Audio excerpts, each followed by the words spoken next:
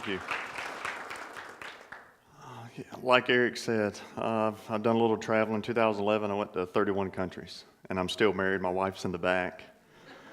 I'm kind of old school, as you see. I still operate off of a laptop. I need to get me an iPad. Maybe I'll win one.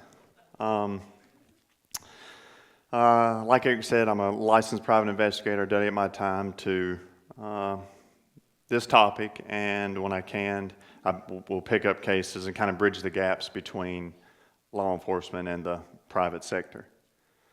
Slide, please. This looks like a normal father-daughter picture. And it could be anyone. I've got kids. Many of you have kids. And looks like a normal picture. Next slide. I'm going to tell you about Grace's story. She, as your typical high school teenager, one day in late March, she didn't come home. When Grace didn't come home from school, her father tries to call her, no answer. Sends text messages, no answer. Finally, a reply from Grace's phone. "I'm okay, Dad. Where are you, Grace?" "I'm with some friends, and I'll be home soon." He asked again, "Grace, where are you?" Nothing. The communication with Grace's phone goes silent. Grace's father's terrified, worried, and doesn't really know what to do. Because she missed school, Grace had to meet with school officials, and he files a runaway report with law enforcement. And at this point, Grace's father just thinks that his daughter ran away. Now let me tell you how my wife and I got involved with this case. Grace's grandmother tells my wife, "I believe my granddaughter may be involved in some type of prostitution ring." My wife tells Grace's grandmother, and she tells Grace about me and what I do and what I've done, and that I may be able to help. So I go and I meet Grace's grandmother and Grace's father. I interview them both at the same time, and this is 7 days after the day her father last seen her. To this point, there's been no contact with law enforcement detectives. Grace's father is in the process of clearing himself through Department of Social Services because somewhere in this, a report of child neglect had been gone down through the system. Grace's mother is not really in the picture. Single dad. He was there during buying of the bras, during her first cycle, so he's done it all. And it's only his side of the family that's involved, not the mother. From this interview and subsequent interviews, I learned that Grace had been trafficked, taken March 25th. Next slide. March 25th of this year from a fast food restaurant. Like I said, typical high school junior just goes away from a restaurant. As I got involved in starting my investigation, I was 2 days late on getting the CCTV footage.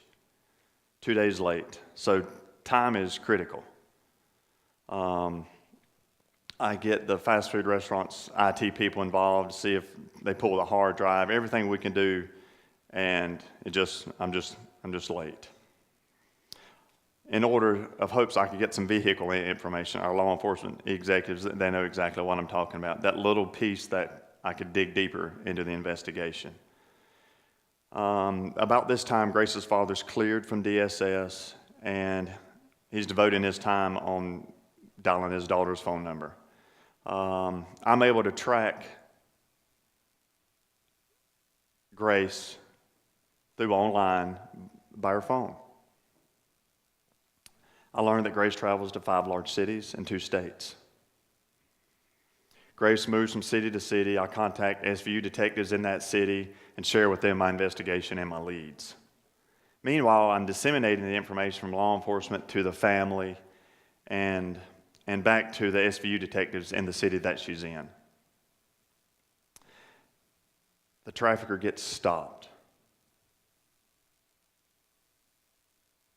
There's 2 girls in the car.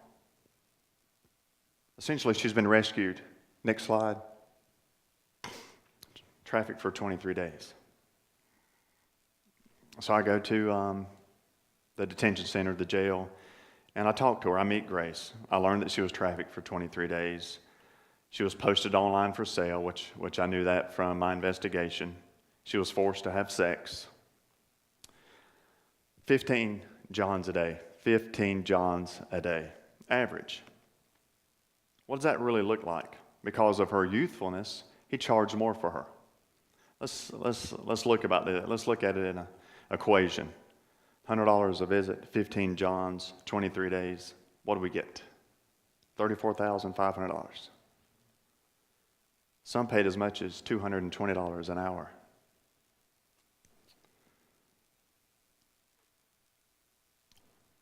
How many Johns is that in 3 weeks?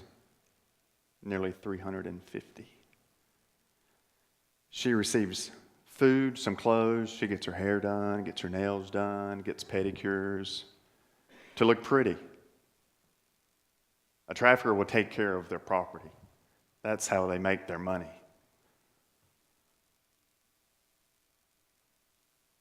Top 3 crimes on the planet: dope, guns, and trafficking. Globally, take it to your backyard. Where is it involved? Dope, guns, gangs, organized crime. You can take the top 3 globally or take it to your backyard. They all 3 are intertwined. Today, Grace is on a long road of healing with her father and recovery. Let's talk about some law enforcement challenges. Willingness to testify. Will the survivor testify, or did law enforcement obtain enough evidence to prosecute the trafficker? That's always in an investigator's mind. Is there enough evidence? This is a new area for moving forward.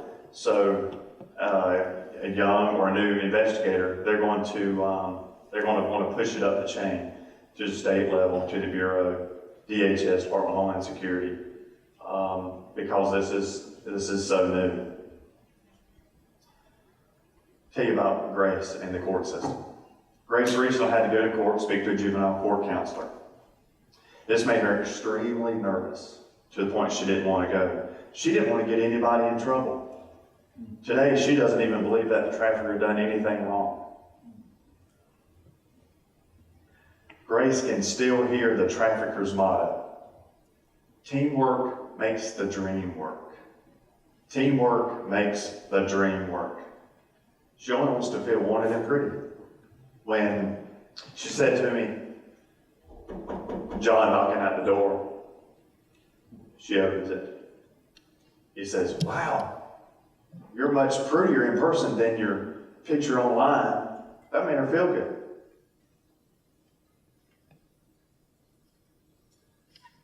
Safe houses, housing. Real quick, is there a place for survivors to go? Can they go home? Do they have a home? Do they have any special needs? Health issues, STDs, testing, all that needs to come into consideration. These are the questions detectives and special victims organizations must ask in order to place the survivor in a safe environment. Tell you about Human Trafficking Task Force. Next slide. Department of Homeland Security, DHS, has a Blue campaign. Is anybody familiar with the Blue campaign? I'm going to read what's on their website, and it'll sum up everybody that's in this room. The Blue campaign is a unified voice for the U.S. Department of Homeland Security's efforts to combat human trafficking. Working in collaboration with law enforcement, government, non-governmental, and private organizations, Blue Campaign strives to protect the basic right of freedom and to bring those who exploit human lives to justice. Does that sound like something we want to get involved in? You've heard a saying, lead, follow, or what? Next slide. Lead, follow, or what? Move, in this case. Lead discussions with family and friends. and become that advocate for survivors. Follow and serve organizations that touch your heart, and move forward to end human trafficking. Thank you for allowing me to share Grace's story.